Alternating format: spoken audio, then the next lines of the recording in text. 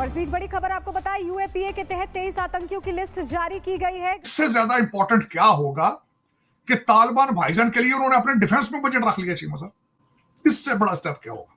This is the first time the Indian government has come forward and designated Pakistan-based 23 terrorists as biggest security threat for India. और भारत सरकार ने total 23 लोगों को, जो इनमें से कुछ इंडियन हैं, कुछ पाकिस्तानी हैं, मगर एक बात सब में कॉमन है, अब ये लोग भारत में नहीं रहते, मोस्टली ये लोग पाकिस्तान में रहते हैं। इनको आतंकवादी डिक्लेयर कर दिया है अंडर यूएपीए। हो चाहे कश्मीर, आजाद कश्मीर, पीओके या केपीके या पाक अफगान बॉर्डर, हर तरफ जो है एक तरह की आग लगी हुई है, हर तरफ जो है वो टेंशन बढ़ती चली जा रही है।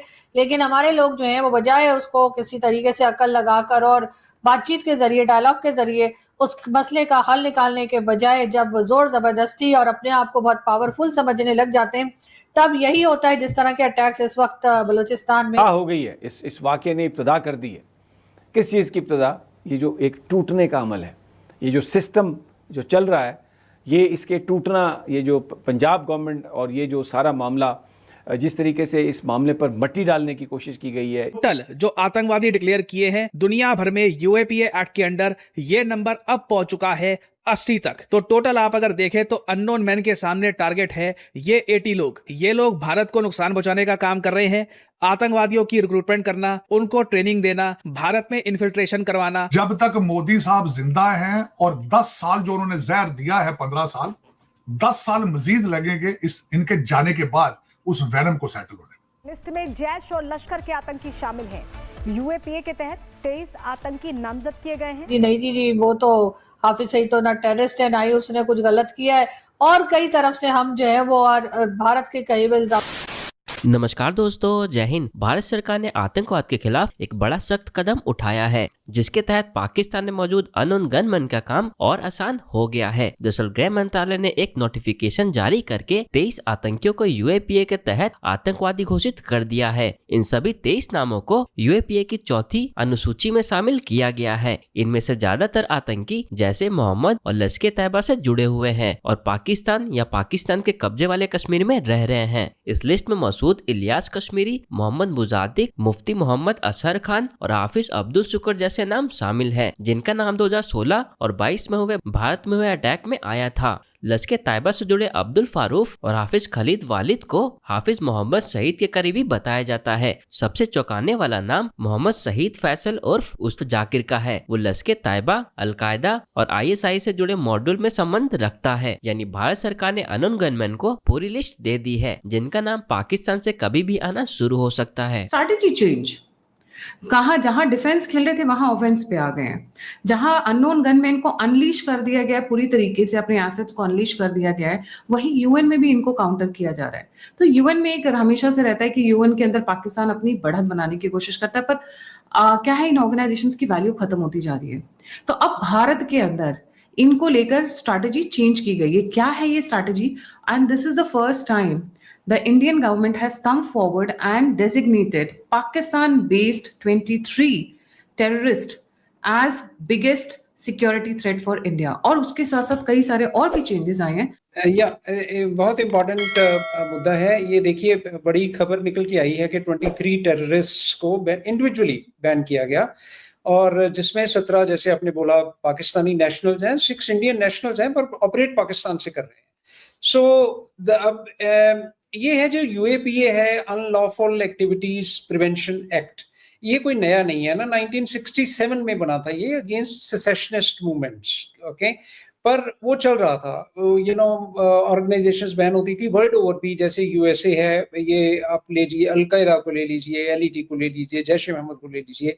तो ये क्या है, एफटीओ करके इनको डिक्लेयर करते थे, फॉरेन टेररिस्ट ऑर्गेनाइजेशंस। ऑर्गेनाइजेशंस की बात होती थी हमेशा कि ऑर्गेनाइजेशन को बैन कर दिया, उसको बैन कर दिया, और फिर के ये क्या करते थे लोग कि ऑर्गेनाइजेशन का नाम चेंज कर लो आप। जैसे एक किसी ऑर्गेनाइजेशन को बैन किया है तो उसका नाम चेंज कर दो, आप दूसरी ऑर्गेनाइजेशन बना लो। जैसे लश्कर तैयबा भी है, लेट 80s में फॉर्म हुई थी पाकिस्तान में, और बाद में जब ये सैंक्शंस वगैरह के चक्कर में आई तो उसका नाम शायद उन्होंने जमात तो दावा रख दिया कि भी ये तो डिफरेंट ही ऑर्गेनाइजेशन है, बंदे वही हैं। तो उससे क्या होता था, कोई आइडेंटिटी नहीं है। अब ये जो गवर्नमेंट की पॉलिसी रही है, जैसे आपने बताया, zero tolerance policy against terrorism, ये 1967 के एक्ट में एक बहुत खास जो अमेंडमेंट की गई, पार्लियामेंट एक्ट पास किया गया, लॉ पास किया गया इन 2019, जिसमें ये कहा गया कि भाई हम ऑर्गेनाइजेशंस को नहीं, इंडिविजुअल्स को टारगेट करेंगे, क्योंकि जो इंडिविजुअल है वो टेररिस्ट है। Organisation is a very broad face, उसमें क्या ही फर्क पड़ता है, ठीक है। तो ऐसे करते करते तब से तकरीबन 80 लोग इंसिडेंटली नेम किए जा चुके हैं इंडिविजुअली, पर इतना इम्पैक्ट इकट्ठा नहीं आया कभी। जैसे ना 23 अचानक से किए, जैसे बहुत पेपर वर्क लगा हुआ है इस पे कि कौन है ये लोग। जैसे अपने नाम अगर आप गूगल भी करेंगी तो पता चल जाएगा, कुछ नाम है इसमें, मैंने भी नोट किए हैं, मैं आपको थोड़ा पढ़ देता हूँ। जैसे हाँ, ये हैं आपके सामने, मसूद इलियास कश्मीरी है, मोहम्मद, इनके सबके ताल्लुक हैं। ये क्या लोग करते हैं, they are terrorists involved in anti-India activities, terrorism को प्रमोट करते हैं, टेररिस्ट को इन्फिल्ट्रेट कराते हैं, आर्म स्मगलिंग करते हैं और अनरेस्ट पैदा करते हैं।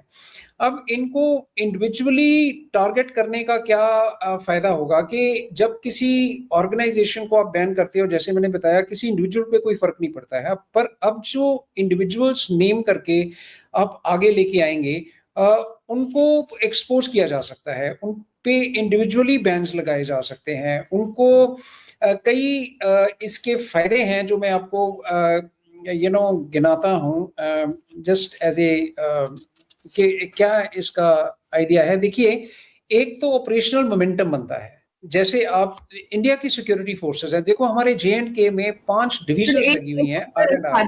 मैं पहले एक फायदा गिनाना चाहूंगी। आसान हो जाता है कि वो जो हमारे अननोन बैठे हुए हैं, हमारे जो वेल विशर हैं, उनको ये लिस्ट ही दे दो, जैश ए मोहम्मद में कहाँ ढूंढेंगे। तो ढूंढने वाला काम इंडियन गवर्नमेंट ने कर दिया है, बाकी का काम अननोन आसान हो जाएगा उनके लिए।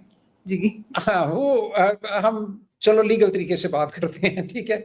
सो उसमें क्या है कि एक ऑपरेशनल मोमेंटम बनता है। देखिए, जैसे सिक्योरिटी फोर्सेस डिप्लॉयड हैं J&K में, 5 डिवीजन्स हैं RR की। अब हमेशा ऐसे ही जब कोई आप लिस्ट दिखाते हो, कोई ब्रीफिंग होती है कहीं भी ओपन सोर्स में, अच्छा भी J&K एरिया में जहाँ हमारे कश्मीर में कितने टेररिस्ट ऑपरेट कर रहे हैं, तो आप एक फिगर बताते हैं लोग, 200 टेररिस्ट हैं, 220 टेररिस्ट हैं, कौन है ये, कहाँ हैं, कौन है इनके पीछे, कैसे आते हैं। और सिक्योरिटी फोर्सेस हमारी शहीद होती रहती हैं, इधर ऑपरेशन हो गया, उधर ऑपरेशन हो गया, और अननोन से लोग हैं ये जो आगे एज ए स्टूज काम करते हैं, उनको मार देते हैं, क्योंकि मौके पे वो आपको नुकसान पहुंचा रहे थे, पर इनके पीछे कौन है, मास्टरमाइंड कौन है, हु इज द पर्सन, तो उनको आइडेंटिफाई करना जरूरी हो जाता था। अदरवाइज क्या न्यूज आती थी, आज लश्कर-ए-तैयबा के 5 टेररिस्ट वहां पे मारे गए, आज जैश-ए-मोहम्मद के वहां पे 10 टेररिस्ट का एनकाउंटर हो गया। तो पर जब आप वो सिक्योरिटी फोर्सेस भी है, जनरली जनता सोचती है कि क्या है ये भी फिगर है, स्टैटिस्टिक्स हैं, क्या बताए जा रहे हैं। पर जब अब नाम निकल के आता है कि ये 1 2 3 4 ये लोग हैं जो हमारे निशाने पे हैं, और एक ऑपरेशनल मोमेंटम बनता है सिक्योरिटी फोर्सेस के लिए। एक बार फिर BLA ने जो है वो अटैक किया है, और तकरीबन 30 के करीब लोग या सिक्योरिटी फोर्सेस के लोग जो है बताया जा रहा है कि उनकी जानें गई हैं। पाकिस्तान टीवी चैनल्स फिलहाल खामोश हैं, कुछ नहीं बताया जा रहा। इधर उधर से अगर सोशल मीडिया पर आप देखें तो 4 या 5 ऑफिशियल्स की बात की जा रही है, उससे ज्यादा बात नहीं बताई जा रही। लेकिन डेफिनेटली बलूचिस्तान में इस वक्त हालात जो हैं वो पहले से कहीं ज़्यादा ख़राब हो चुके हैं। तो जी आप मगर वहाँ जाके अंदाज़ा लगा सकते हैं कि क्या हालात हैं इस वक्त बलूचिस्तान या ग्वादर के अंदर। कई बार जो है वहाँ के लोग कह चुके हैं कि जी चाइना को जिस तरह से वहाँ पर रखा गया है, चाइना के साथ जो CPC बन रहा है, जो कि बनता ही चला जा रहा है और एक अरसे से उसके ऊपर बात हो रही है, वहाँ के मकामी लोग कह रहे हैं कि जी उनको उससे कोई फायदा नहीं है, उनको तो साफ पीने का पानी तक नहीं मिल रहा। लेकिन उनकी बातों को ना तो सुना जा रहा है और ना ही किसी किस्म की इम्पोर्टेंस दी जा रही है।